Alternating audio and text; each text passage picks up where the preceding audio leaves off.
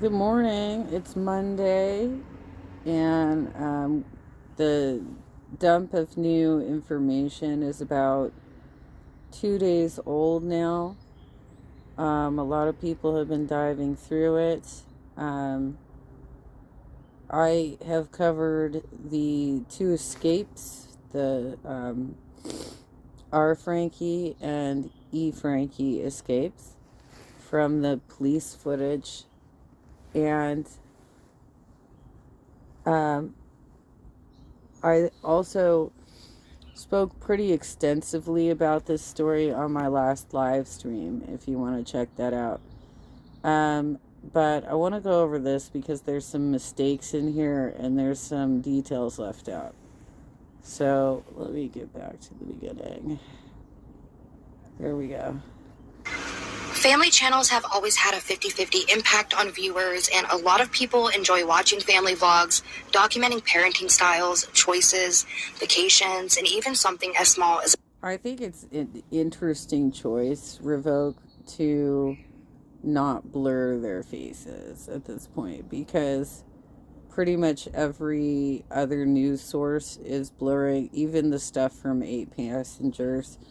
They're blurring it all out now. Family dinner. Some viewers were very skeptical of parents filming their children's milestones and putting it on the internet for millions to see, saying the child can't clearly consent to having such intimate moments of their life shared online, from family trips to bad days to even embarrassing moments that will be in a digital domain forever. Something that was made very clear about a lot of family vlog channels was that the parents were willing to make a living off of exploiting their children with not a care in the world on how it will affect the child later in life. 8 Passengers was a family channel created in 2015 which documented just that. Parents who were willing to subjectify their children to abuse and sugarcoat it by claiming that they have a strict parenting style. What made this channel stand out is that most family channels would try to paint themselves in the best light possible, with comments saying, "I wish my family could be like this," or "Those kids are having the best childhood with such loving parents." But the 8... I think the only people that would be drawn to a channel like this are extreme religious types who believe in spare the rod, spoil the child sort of belief systems, and just go way the hell overboard with discipline. And as I said on my live stream, I watched a child psychologist on Saturday say that appropriate discipline is when a child is misbehaving, you take away a want, not a need. So a want is like TV time, maybe a play date, maybe some other excursion, maybe an electronic toy, things of that nature. That you don't take away a bed, you don't take away food, you don't take away education, you don't take away physician's care, things like that. Those are needs. Passengers family channel that was run by Ruby Frank was anything but ordinary. She would document abuse of her children by neglecting their most basic needs, even withholding food for punishment. A lot of people spoke up with concern. It wasn't just that. She would relish with joy while she was disciplining her kids. That seemed like the entire purpose of her channel was to take enjoyment in disciplining her kids on camera. For the children of the 8 Passengers channel, but sadly, nothing would get done for years, with clips going around the internet of Ruby Frank threatening to behead her daughter's favorite stuffed plushie as punishment. Many people were led to ask the question, who the hell is Ruby Frank? And why is she allowed to reign terror over her kids and hide it behind an authoritarian parenting style, let alone be allowed to broadcast it on YouTube for millions of people to see? I think you're torturing triggering him. Stop it. I know you're not, but it looks like you are. Okay, Russell. I'm only going to say it one more time, and then you're going to lose the privilege to eat dinner. I just got a text. It's not a privilege. It's not a privilege, eating dinner. And all they were doing was roughhousing in the living room. Who cares? That's not discipline worthy. Like, if you want them to stop rolling around, say, okay, you go to your room and you go to your room. I don't know if this is when they were still living in the same room together or not, but I'm sure you can separate the boys if you feel like they're being too loud and too rowdy. Message from Eve's teacher, and she said that Eve did not pack a lunch today, and can I bring a lunch over to the school? This happens quite often when you're raising children, because I know that her... Keep in mind, Eve at the time was 6. And it was Ruby's responsibility to make sure that lunches were packed. She's the mom here. She's the adult. So she should have made sure that all lunches were packed and in their backpacks for school. Teacher is uncomfortable with her being hungry and not having a lunch. And it would ease her discomfort if I came to the school with lunch. But I responded and just said, Eve is responsible for making her lunches in the morning, and she actually told me she did pack a lunch. So the natural outcome is she's just going to need to be hungry. Ruby Frank was born January 18th in 1982 in Utah to parents Chad and Jennifer Griffiths. Her parents are fairly out of public eye, but what is known about them is that they played a pivotal role in shaping Ruby's beliefs, and many question if they played a role in shaping her behaviors as well. Ruby also has a band of brothers and sisters, Bo, Julie, Bonnie, and Ellie. Each of her siblings have a family channel and a digital footprint in the niche, with Ellie doing family vlogs with her husband Jared, and her sister Bonnie and husband Joel also have a family channel. 2015 is when Ruby... Yeah, and all of their responses to the arrest were all very self-centered. How has this affected me? Me and my family? And, you know, this is so hard on us. And Ruby's mom and dad were on a mission, an LDS mission, and they didn't even bother to cut that short and come back after she got arrested. Nope. Ruby started the channel 8 Passengers and documented life with her husband, Kevin Frank, and their 6 children who, I'm going to keep the names private just for the video's sake, but they are out there in public, but just out of respect for the kids, I'm just not going to do that. Ruby showed in all of her videos very militant parenting, and a lot of people grew concerned. It didn't really spark a triggering response until videos started circulating of Ruby withholding food as punishment and even sending one of her kids to a wilderness camp for troubled teens. A video circulated of her threatening to behead her daughter's favorite plushie, all for simply not obeying Mommy Dearest. If you cut one more thing in my house, I'm going to take the scissors, look at me, and I'm going to cut its head off. Grandma, I'm so mad! He is about 3 years old in this footage.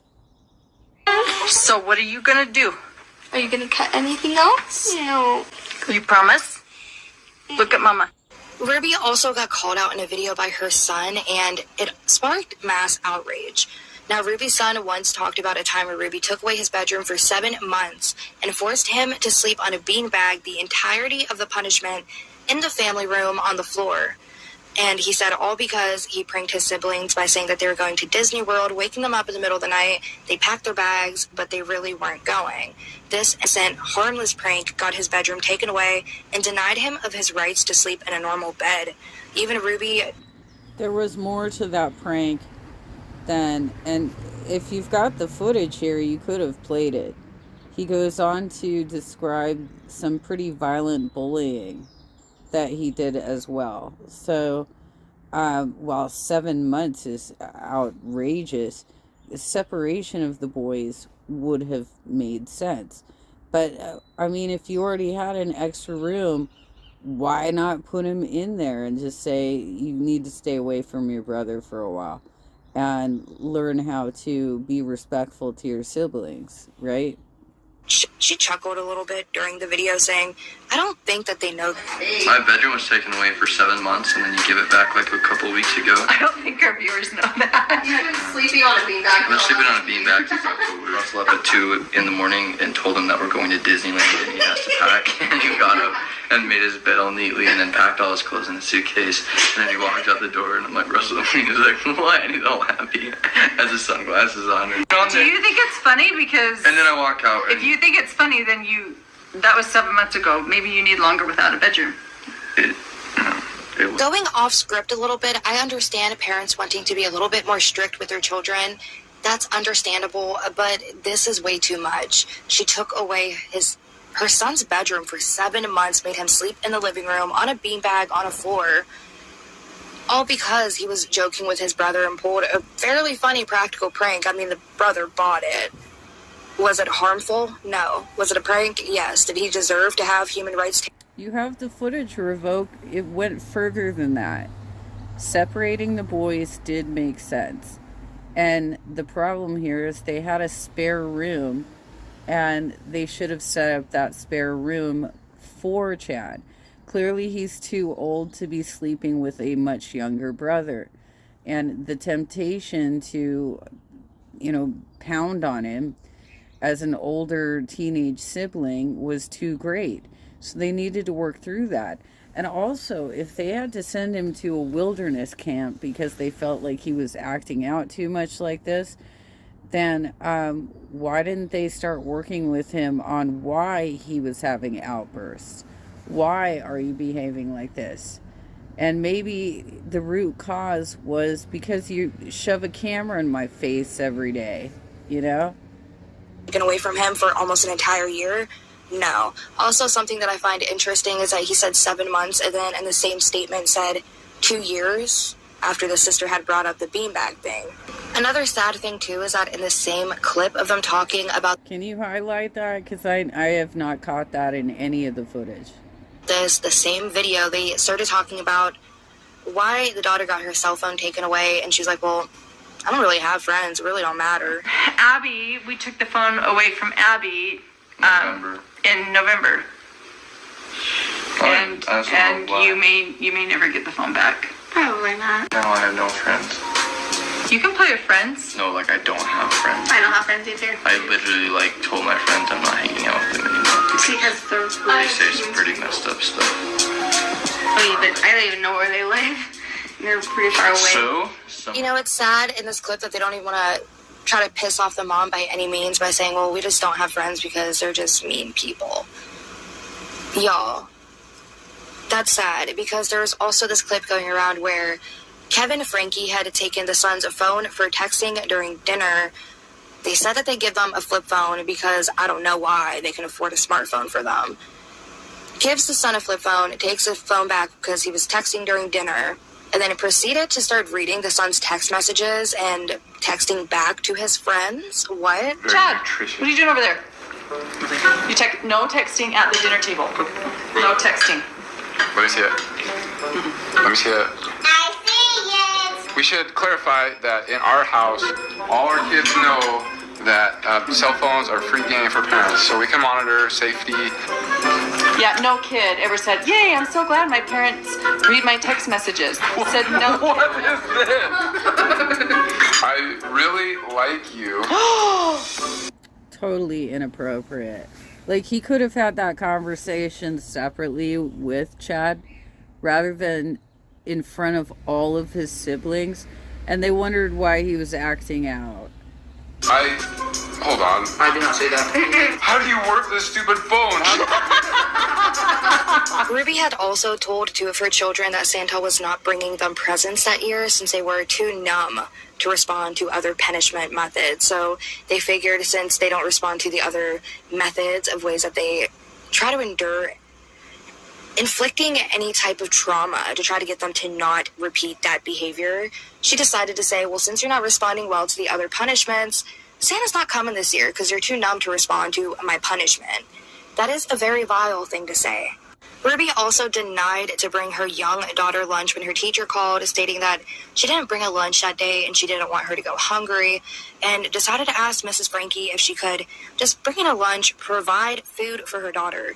Ruby refused, and she stated that her children are responsible for packing their lunches in the morning, and her daughter going hungry will be her punishment and hopefully remind her to pack it in the future. Being hungry and not having a lunch, and it would ease her discomfort if I came to the school with lunch. But I responded and just said, Eve is responsible for making her lunches in the morning, and she actually told me she did pack a lunch. So the natural outcome is she's just going to need to be hungry. And hopefully nobody gives her food and nobody steps in and gives her a lunch. Now, this is horrible in itself, but the fact that she's even wishing it on her daughter, that nobody steps in to help her. Nobody give her an apple. Nobody give her a peanut butter sandwich, nothing. Not even a juice box. Not a sip of water, not a milk, not nothing. That is so disgusting. It's really important to note that her daughter was in mere grade school. At the time of this incident, a petition was started. She was 6. But you already covered this part, and now you're circling back and covering it again. So let's move forward. On change.org, wanting her held accountable for the abuse and neglect, but Ruby swore these incidents were just taken out of context and she was not this monster everybody played her out to be, but a mother who wanted well for her children. By 2021, the 8 Passengers YouTube channel had declined immensely in views and popularity, with her now being seen as this fostering a house of horror and neglectfully treating her children and documenting their abuse by her hands and posting it for the entire world to see. I'm going to explain the rules to this. 7?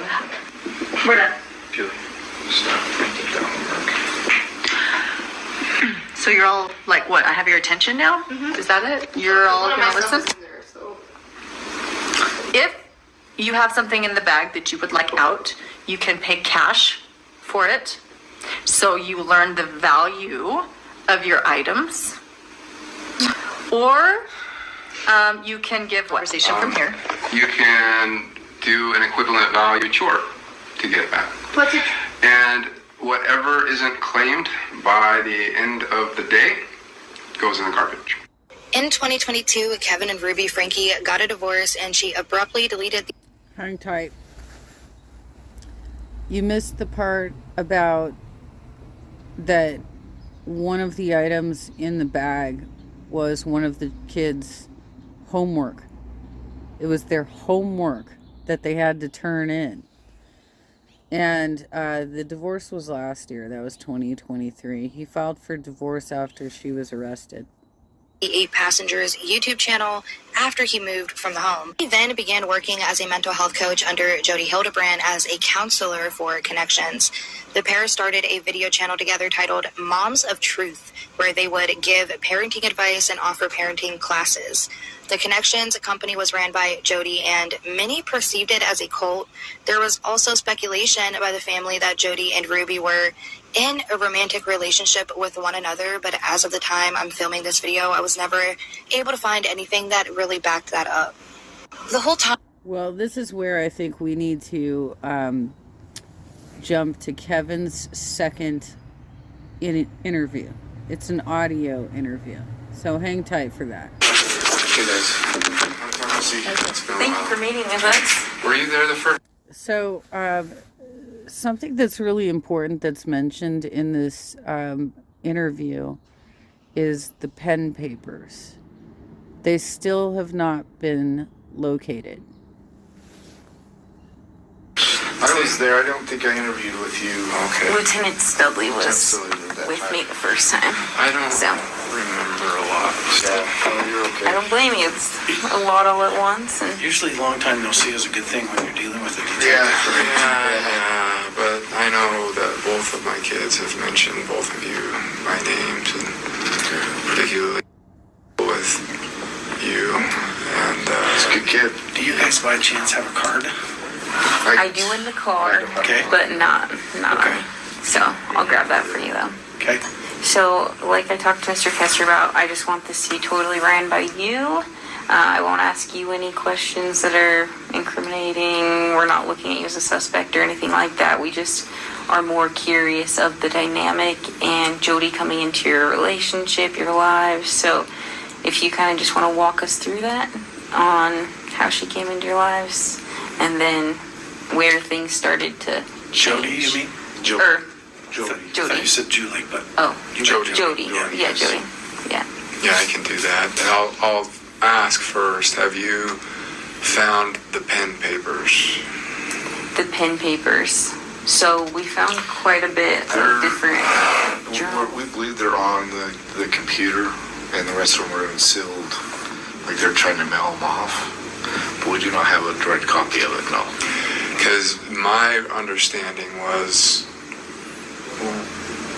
we had purchased as a Christmas present for Jody in 2021 a leather folder that 3 inches thick or whatever, and it had engraved on the leather on the outside the pen papers, and Ruby wrote detailed notes of everything, all interactions with Jody and Pam Botcher from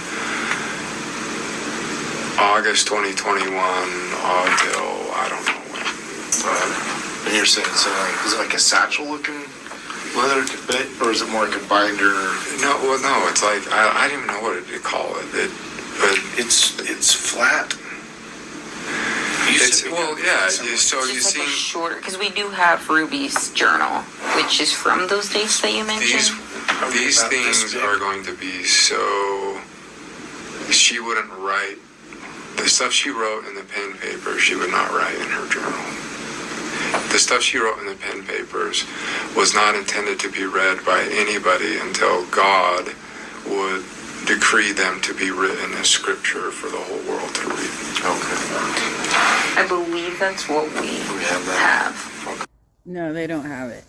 So they were never able to locate the pen papers. But through this interview, you'll find out that the pen papers are where Jody wrote down all of her visions, and she believed that she was a prophet on the level with God and Joseph Smith, and that she was that everything that she was writing down was ultimately going to become scripture. Because you're saying the pen would be different, correct? It's like a... Well, it was just in a thing called the pen papers. So it was, and that's how Ruby referred to those papers. Yeah. So it described all of the visions and trances and everything that Jody and Ruby went into. How thick would you say it was? It was like 3 inches thick or so. And there were hundreds of pages of written documents that Ruby had. And that was given to Jody in 2022 when she left and returned to her home in January. So this is similar. Yeah, like it would look like that. Okay. That's not the journal that we have, so... No, I think you're talking. It looks like a satchel. It's something Jody would not want found. Yeah. But she wouldn't want to destroy it. Because we didn't find that in the home. We found an empty one. We did find an empty one. I don't remember saying anything on it though. There's an empty thing like that. Yeah. There's a full thing, but it was if the empty one says the pen papers on the outside of it, then they emptied it and did something. We'll go back through our photos and see if that's... Because everything in the home was photographed. So. If you're interested in Pam Botcher, that's going to tie Pam Botcher to all of this. What's in those documents. Okay, so... Can I just interrupt for a minute? I'm sorry. Sure. Okay.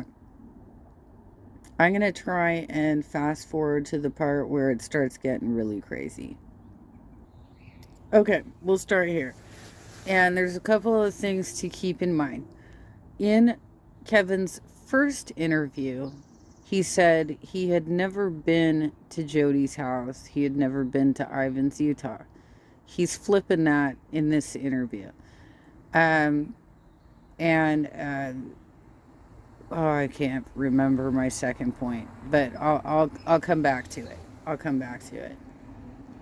Her support. She was looking for someone who would understand her, who would validate her, and she found that in Jody. All the stuff she did with Chad was because of Jody, and so it makes sense that she would go to Jody, for emotional. Yes. So she is claiming to be a psychologist, Jody Hildebrandt. And she is crossing so many lines with her patients and clients. And we're going to see how far she crosses those lines through his interview. Support when she felt like her world was burning down. In the meantime, I felt like our marriage was getting stronger. It felt better. Like we didn't fight as much. And even though this was when he was getting counseled by I don't know if it was Jody directly or if it was another life coach within the program, but he was being told that he basically had a corn addiction because he wanted to have sex with his wife and have her wear lingerie. So that was their definition of corn. We were having less, it felt more connecting, and it was just, I thought, wow, this is great. Like, this is great. And I was happy to be the guy up on the stage. That started sometime in like late 2020 or the fall of 2020. There would be a conference, and Ruby would say, I thought we were just attending it, but then she'd say, hey, they wanted us to get up and tell our story, and I'm like, oh, okay, sure. And so I get up and just say, like, yeah, I was the guy who said, I think this is a bunch of, like, man-hating, women, but it really has made a difference in my marriage, and it really did. Like, I believed it. And so those conferences and stuff, everything continued like that until March of 2021, when after a conference, a connections conference down in St. George, all the inner circle, all the people who were being trained as mental fitness coaches and stuff. So that was Ruby and a bunch of other people and their spouses. We went out to like a dinner afterwards, and that's where Jody really opened up to the women in a private conversation that she believed she was being tormented and haunted by shadow figures every night, and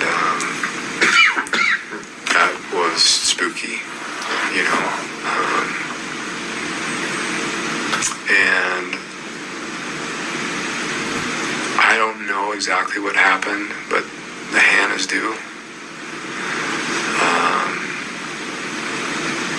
All I know is at some point within a couple days of that, and that month of March, the Hannahs drove down from Mapleton and picked Jody up and brought her back to their home in Mapleton, and she lived for 6 weeks in that home in Mapleton. And this is where, like, see, she's done this to several of her clients, business partners, patients, etc. She has crossed the patient psychologist boundaries here and has moved in with them, separated wives and husbands, and also appeared to have had inappropriate sexual relations with people throughout.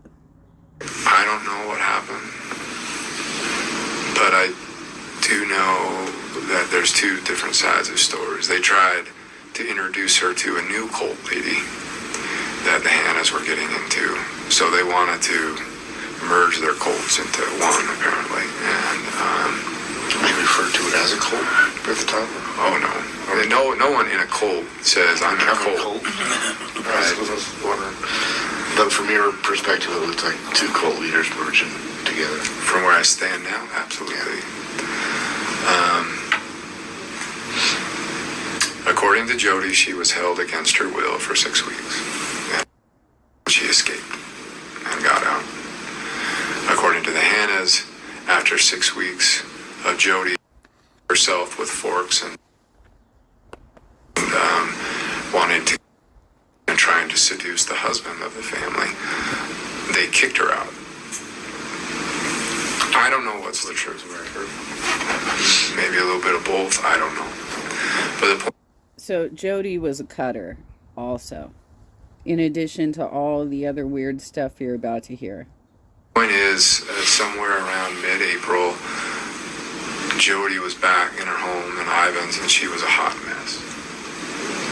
And she reached out to Ruby for help.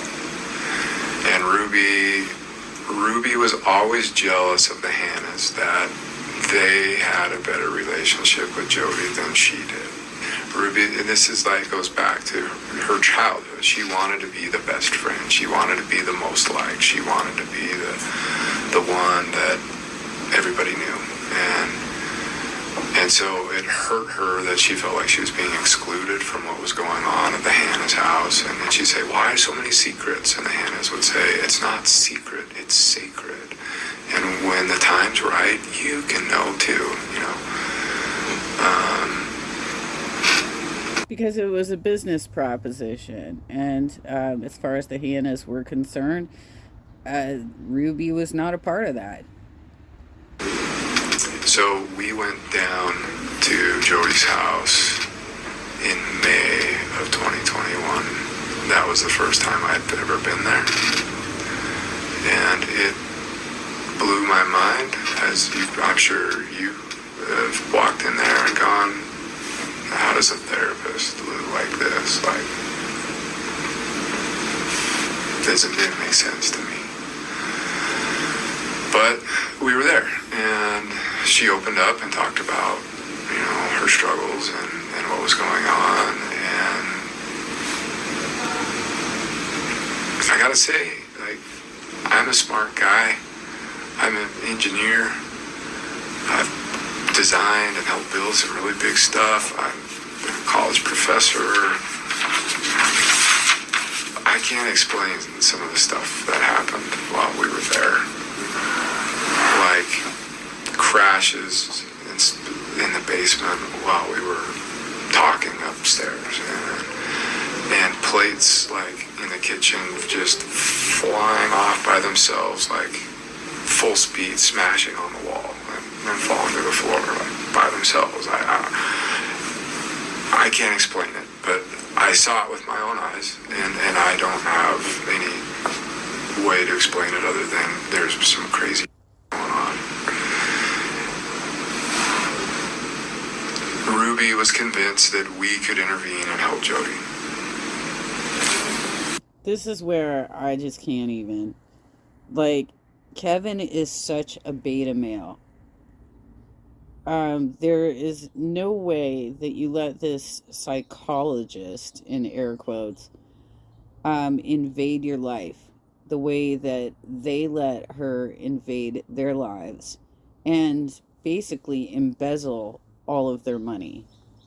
I didn't want a thing to do with it. I tried to like get the bishop involved and say, hey, go to the priesthood and the church and all that stuff. Just go to your support network. But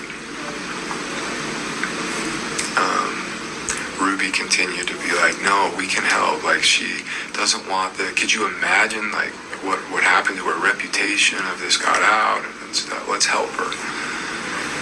So we went down like a couple more times between May and August, but it reached the point where in August, her bishop at the time, a guy who's down there in Cayenta named Scott Galbraith, he's not our bishop anymore, but I mean, he was going over there like every night, and he'd be there for like 4 hours, and he'd be like, I'm fighting evil spirits, I'm casting demons out, I'm there's crazy stuff going on, and finally he got.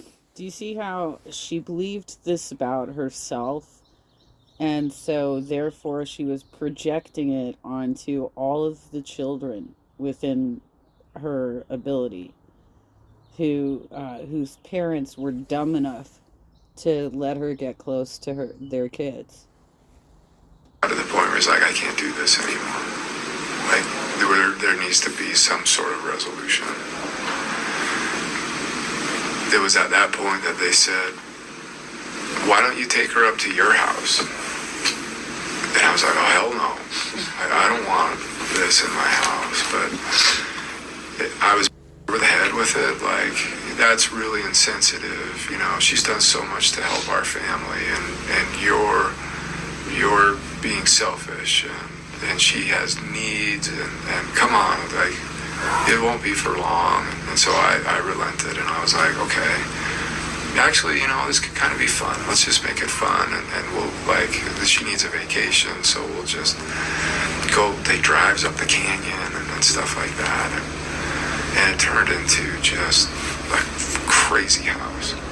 The moment she showed up in my house, just the weirdest crap started happening. Lights turning on and off, sounds of people walking in walls, and, like, sounds like footprints going up walls and across the ceiling, and like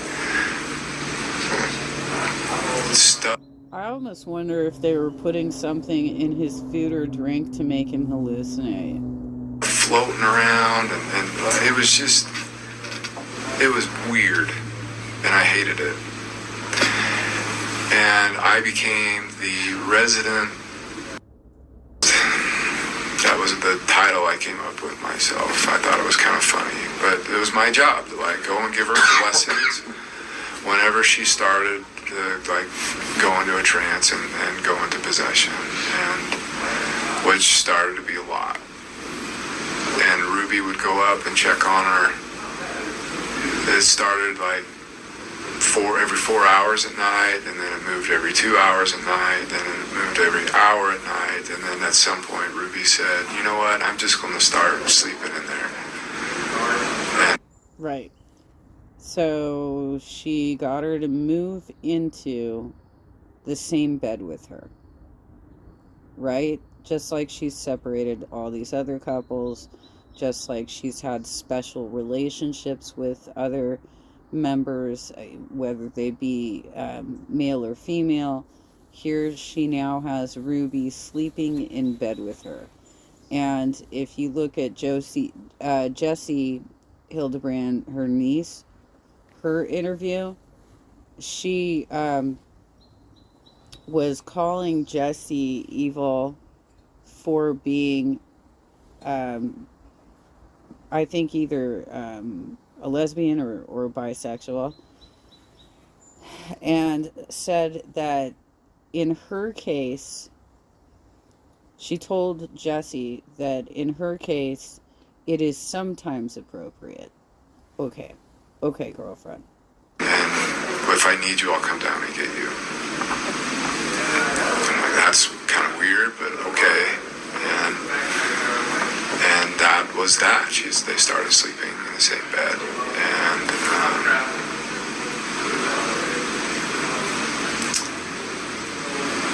then she started having like trances and stuff. I would say probably September, where she believed that she was going to heaven and seeing God and Jesus and talking with them. And she would get together with Pam Botcher. Ruby, Pam, and Jody would get together and do these interventions.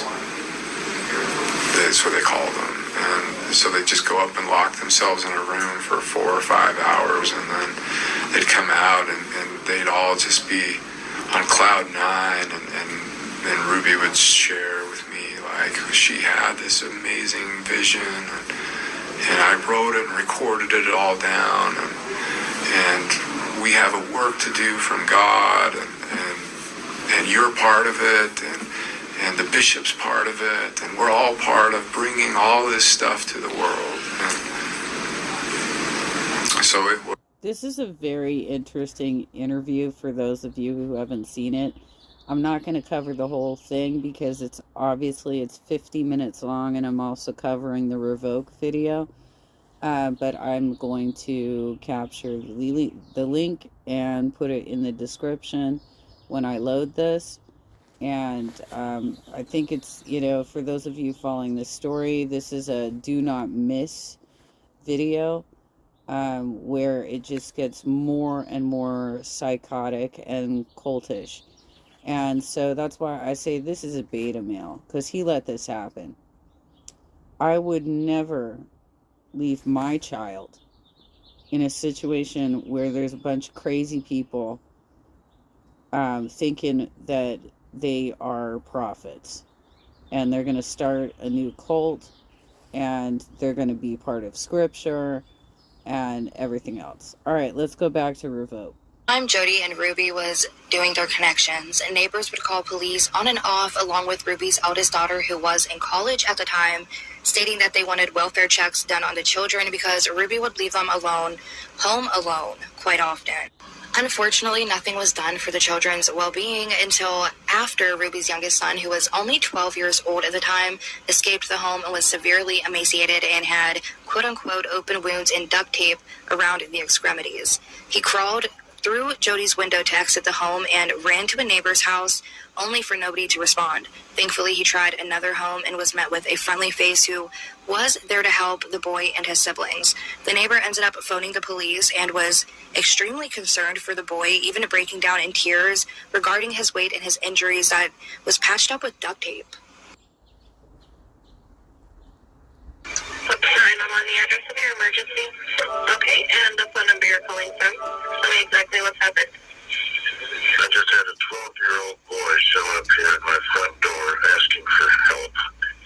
And he's said he just came from a neighbor's house, and we know there's been problems at this neighbor's house.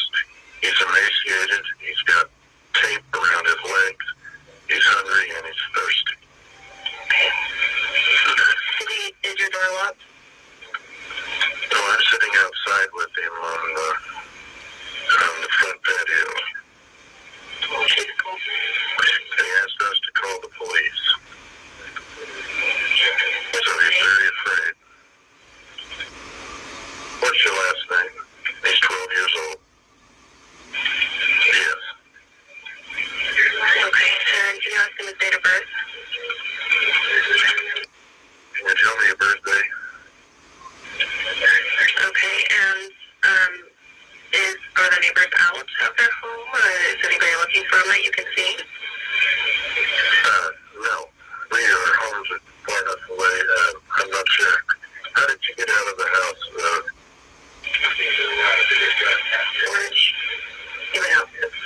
He said you just left through the porch at the neighbor's house. Her name is Jody Brand, and she lives 2 doors up the street. Yeah, I didn't tie into the houses are far apart, so he walked just under a block to get to our house. He rang my doorbell and asked me to call the police. Does he seem to be under the influence of drugs or alcohol? I don't think so, but he's very thirsty. And, He's an ambulance? I don't think he needs an ambulance. I'll let the cops decide that, but his ankles are taped up and he won't tell us why. Okay. But he has duct tape around each ankle. Yeah, there's sores around them. I think there's a good chance he's been, and he has been around his ankles and his wrists as well. Okay, this boy has been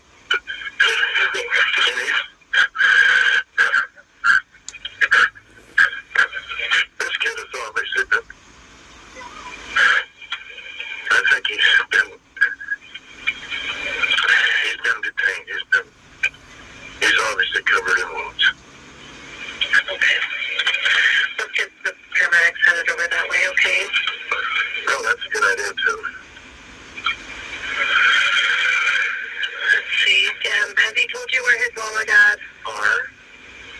I haven't asked him that. Yeah. Do you know where Mom is? Yeah, I'm sure that doesn't matter, son. Do you know where your mom and dad are?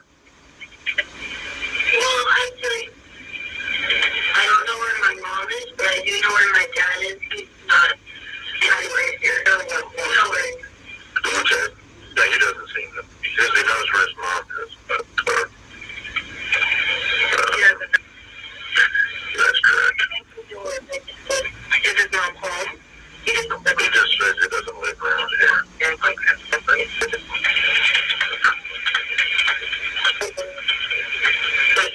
Yeah, we're good. Is your mom around? Have you seen her lately? He doesn't know where she is right now. Does he know his mom's name? What's your mom's name? Ruby Franke. Ruby Franke is his mom's name. Okay. How do you spell the last name? F-R-A-N-K-E. Okay. And does she live in the area? No, I'm not sure where she lives. He's trying to help us, but he's... Okay. We don't want to stress him out too much. The officers will go over all these questions with him anyway. I just want to stay on the phone with you until we get some help there, okay? Yeah. What's your name? My name is... Can you ask him if any other children were in the home he came from? Okay. Was there any other kids up at Jody's house? No, I won't.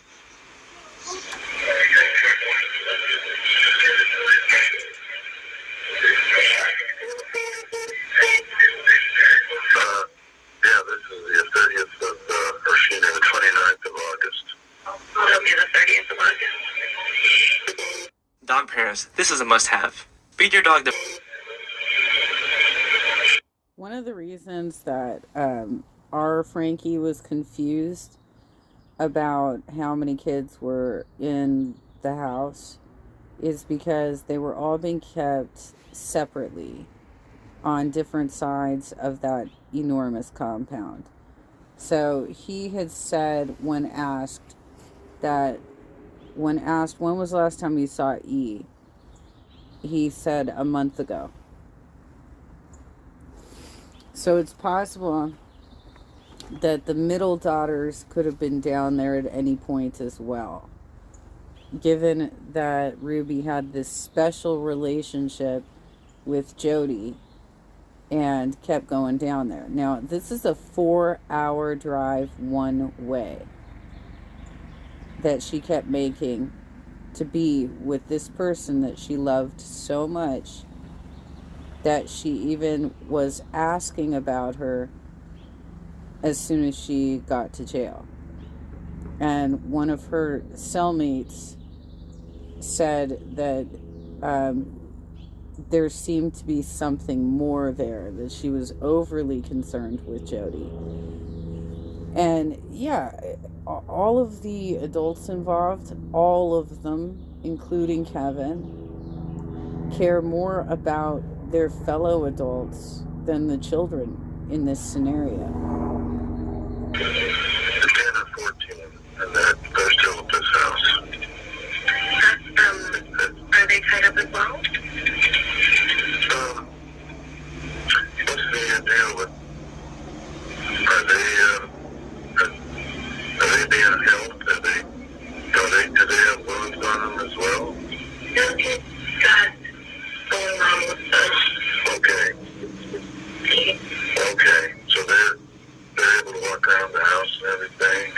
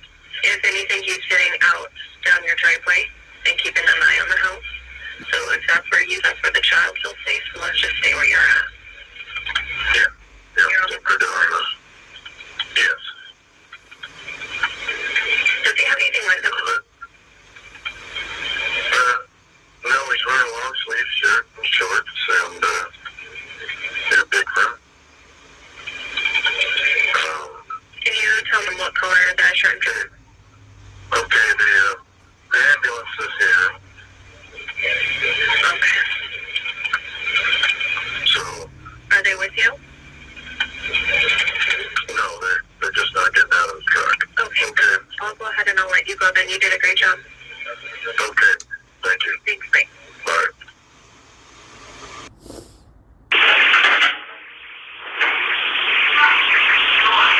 Yes. Hi, I was just wondering if you could do 2 favors. Well, what are they? Taking me to the nearest police station. Well, actually, just one's fine. What's going on, son? Have a seat there. It's personal business. Have a seat. What's your name? How'd you get here?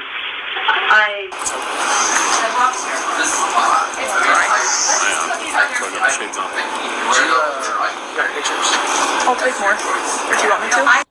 That paramedic was crying. There is additional footage on Jessica Danielle's channel because she captured pretty much all of, I think she FOIA requested all of the dump on Saturday morning. Or no, it was Friday morning. It was Friday morning, so we're a few days out now. And there is an officer on the scene who went into the ambulance to take pictures, and he couldn't stay there because it was making him too emotionally upset as well. And he also went out and was talking to another officer and said that when they cut the duct tape off of his body, skin peeled off with it, and that there was a putrid smell of rotting flesh. They described the scene as it looked like he was a prisoner of war. Franke's son is later put inside an ambulance for treatment, where video shows officers talking to the young boy while he's on the gurney and asking who put the duct tape on him. How did you get the ropes on you? Who did them? You're not in trouble with me, okay? We're just trying to figure out what's going on. According to a statement from the Santa Clara Islands Public Safety Department, the arrests were triggered after Frank's 12-year-old son, who appeared emaciated and had open wounds and duct tape around the extremities, had climbed through a window of Hildebrandt's house and asked at a neighboring house for food and water. Emergency services then found Frank's 10-year-old daughter in the house, also malnourished. Both children were taken to a hospital where the boy was treated for severe malnourishment and deep lacerations from being tied up with a rope. The thing about the situation is that whenever they did find the daughter, she was hiding in a bathroom closet inside of Jody Hildebrandt's house. You come in, buddy. It took them 4 hours to get her to come out of the closet. 4 hours. And when they did bring her some pizza, she ate everything in the first box, which was a small pizza. And so they ordered a second large pizza, and she ate half of that. I'm a police officer. Are you going for the union here? Hey, you okay? Is this just you in here? I'm Sergeant Tobler. What's your name? Sit down.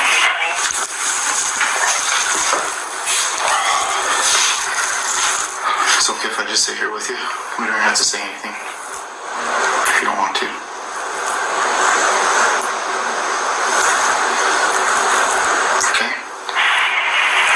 I can't remember if I had mentioned this or not, but I do just want to bring up the fact that police did release later on in the report that they found that the boy's wounds were being treated at home with cayenne pepper and honey, and that is just so disturbing that they did that to the boy, put cayenne pepper and honey on it, and then covered it with duct tape and restrained him with rope.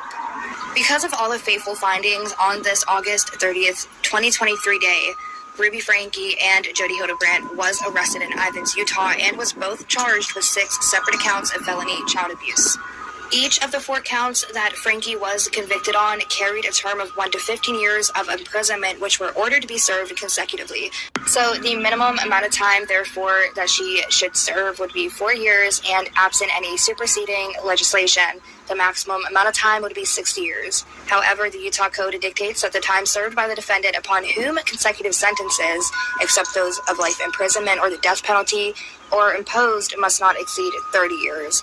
So she's going to be in there for a while, and she deserves it.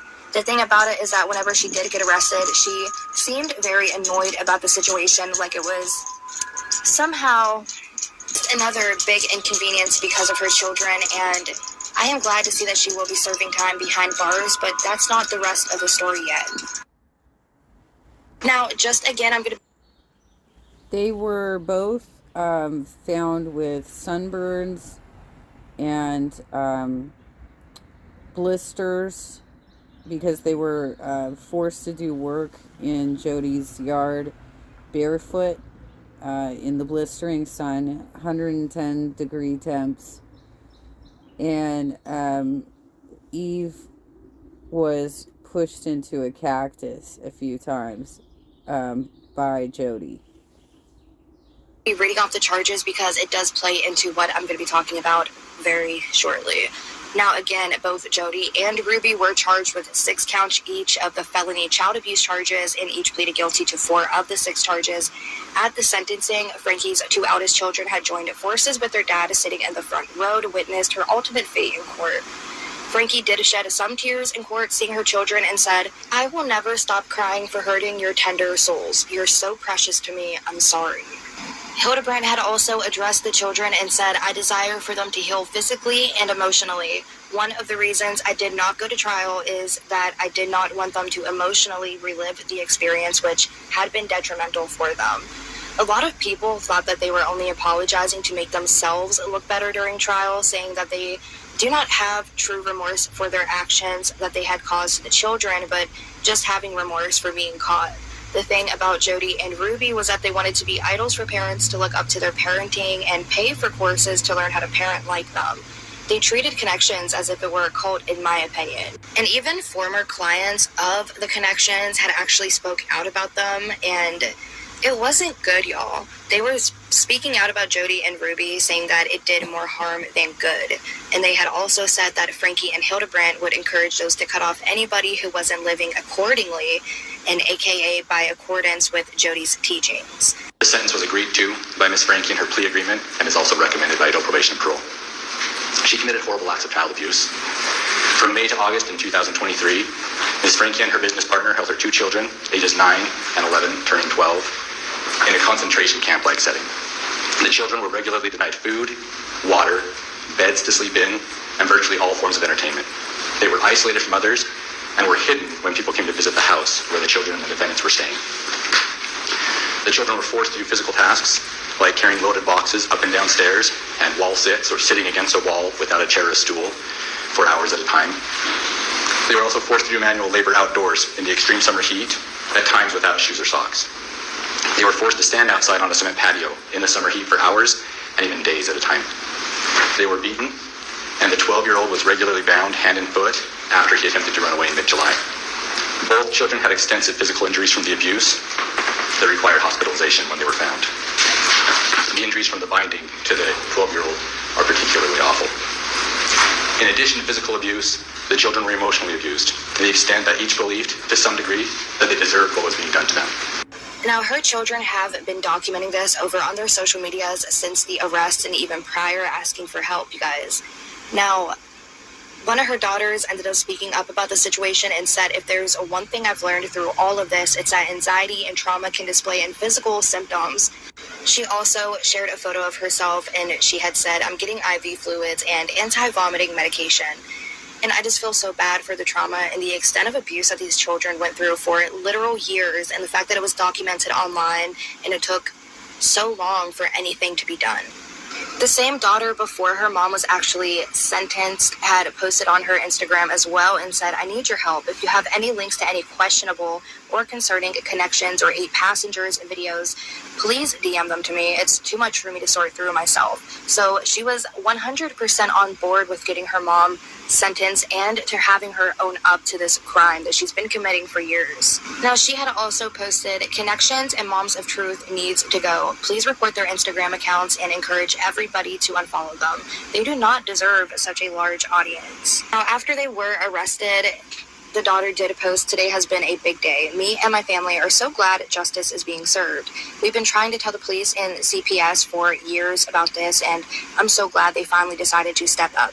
Kids are safe, but there's a long road ahead. Please keep them in your prayers and also respect their privacy." The 2 youngest children were sadly, in my opinion, the ones who had the really bad end of the deal here, even though I know they all suffered unbearable trauma that's really unimaginable by the hands of their own mom. Now, the 2 youngest children would be tied and restrained, and Ruby would tell them that they were possessed. Imagine that. 2 very young children shackled and restrained at the hands of their own mother, starving and parched and being told that they were possessed. I don't know that E was actually restrained. The reason that they restrained R is because he kept trying to run away. And there is some video footage of Ruby searching the cul-de-sac to try and locate him and bring him back. And as the information, I believe this information came out of her journal, which was also released on Friday morning. Or maybe it was testimony from our Frankie. I think it was. He states that both Jody and Ruby tied him down. So he must have been squirming, right, and trying to escape. And so they're holding all extremities at the same time, roping him down, and they tied him down to weights. That's how they were able to, secure him to the floor. Jody goes on to say that the rope burns were his own fault because he kept squirming. That's just an unacceptable answer, Jody. He should not have been restrained, and you put him in a position where he was trying to escape. Disgusting. Now, also, though, imagine being the daughter in college who had to worry just constantly, consistently for the safety of her siblings under the same roof as the Connections cult monsters who were capable of inflicting such bodily harm on them. And this is why I said before, I think that it is very important of the platforms to take into consideration the content that is being put out there, what is harmful, because sometimes there are situations like this where you can clearly see the children were being harmed in most of the videos, especially with the punishments that Ruby would talk about her inflicting on them. I also think the content creator themselves are responsible for the content they put out there, and Ruby Franke was clearly delusional and really sick in the head and thought that her actions and her content was okay. The viewer as well, I feel, is responsible for reporting and even screen capping some of this content, because in Sherry's case, after the channel was deleted, the only thing that really, not the only thing, but it really helped and worked with their benefit, getting the justice that they deserve from all these people who did archive these clips for them. Also, I think it's important to report the harmful content that we come across, because there will be actions taken after you report certain content. With that being said, I think that this whole situation is absolutely bizarre and sickening, and I'm glad that these kids have justice, and I'm hoping that they find... Well, if you haven't watched that second interview with Kevin Franke, you don't know the half of it. And the piece along with that. To wrap up this video, I want to give a domestic violence disclaimer. If you or someone you know is experiencing domestic violence, it is essential to seek help immediately. Domestic violence can take various forms, including physical, emotional, and financial abuse. It is never acceptable, and assistance is available. Some steps you can take would be safety first. If you are in immediate danger, please call emergency services or your local law enforcement agency, such as the youngest boy did here, and it saved him and his siblings. Seek support, reach out to trusted friends, family members, or professionals who can provide support and guidance. Contact helplines. Many organizations offer confidential helplines staffed by trained professionals who can offer assistance and resources. Legal options would be to understand your legal rights and options, including obtaining a restraining order or seeking legal assistance. Create a safety plan. Develop a safety plan to protect yourself and any dependents from any further harm. Document incidents. All right, I'm going to drop the link to Revoke's video, and so you can watch it the whole way through. Well, you can watch it with my additional commentary. You can watch it however you want. But this is just the tip of the iceberg. If you go through all of the police footage, and I mean, it would take you hours, but there's a lot to this.